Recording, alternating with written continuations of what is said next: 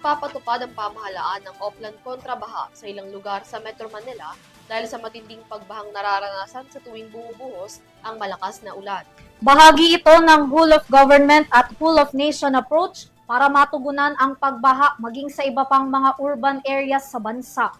Mismong si Pangulong Bongbong Marcos Jr. ang bumisita kanina sa Greater Metro Manila Waterways Clearing and Cleaning Operation sa Balihater Creek sa Parañaque City para inspeksyonin ang proyekto. Ito ngayon ang balita ni Ella Corazon. Pinangunahan ni Pangulong Ferdinand R. Marcos Jr. ang paglulunsad ng Oplan kontra baha, Greater Metro Manila Waterways Clearing and Cleaning Operations sa Balihatar Creek, Barangay San Dionisio, Parañaque City. Bilang bahagi ng whole of government and whole of nation approach para sa disaster mitigation and resilient urban management ng pamahalaan na layong mabawasan ang pagbaha sa Metro Manila at iba pang urban areas sa bansa. Ayon kay Pangulong Bongbong Marcos, mababawasan ng hanggang 60% ang pagbaha kapag naipatupad ng tuloy-tuloy ang Oplan kontra baha program ng pamahalaan. Layunin rin nito na regular na tanggalin ang mga debris at basura sa mga daluyan ng tubig at drainage systems na nagiging dahilan ng pagbaha. Ang tawag namin dito dahil napag-aralan namin ng mabuti at malaking bahagi sa flooding ay ang siltation. Masyado na mababaw yung ating mga spillway. Pangalawa ay ang basura na nagkukumpul-kumpul para hindi na nga makadaan. So, ang una natin kailangan gawin ay linisin lahat ng estero, lahat ng mga spillway, lahat ng ganito upang maging mas malalim yung ating pagdadaanan ng tubig, isang-isa. Pangalawa, para maayos natin at maging mas maganda ang pagtakbo ng tubig para hindi nga maiwan ang lupa na nanggagaling sa taas, yung ibig nagsisiltation.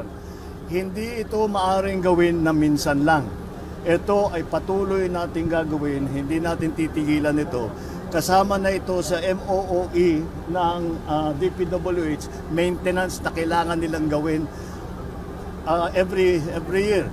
Ngayon, binanggit rin ng Pangulo ang mali at mga hindi pa nagagamit na mga pumping station na matagal nang itinayo, ngunit kahit minsan ay hindi pa rin nagagamit na nagiging dahilan na ng pagbaha sa mga mabababang lugar. Pang nakita nating problema ay ang paglagay ng mga pumping station na mali. Merong mga pumping station, hindi lang meron, marami sa mga pumping station natin mula nang itinayo ay hindi pa gumana kahit minsan. Hindi nag-operate kahit minsan. Bakit? Dahil yung pumping station mismo sa paglagay nila, yun pa ang nakaharang sa tubig. At imbis na magbigay ng solusyon, ito pa ang naging problema, yung mga pumping station na nilagay. Siniguro naman ng ahensya na magpapatuloy ang proper functioning at efficiency ng mga pumping stations upang mabawasan ang pagbaha sa mga mabababang lugar at maprotektahan ang mga libu-libong pamilyang Pilipino tuwing panahon ng bagyo. Saklaw ng proyekto ang 142.4 kilometers ng ilog, sapa at mga estero, pati na rin ang 333.15 kilometers na mga drainage systems sa buong Metro Manila. Katuwang sa paglulunsad ng naturang programa, ang Department of Public Works and Highways or DPWH, Metropolitan Manila Development Authority or MMDA, local government units or LGUs at mga private sectors partners. Samantala, kasabay na inilunsad sa Kaingin, Valenzuela City, Sunog-Apog sa Tondo, lungsod ng Maynila, San Juan River sa lungsod ng San Juan at mga lungsod ng Las Piñas ang parehong aktibidad na layong mapanatiling malinis at gumagana mga daluyan ng tubig sa buong National Capital Region or NCR.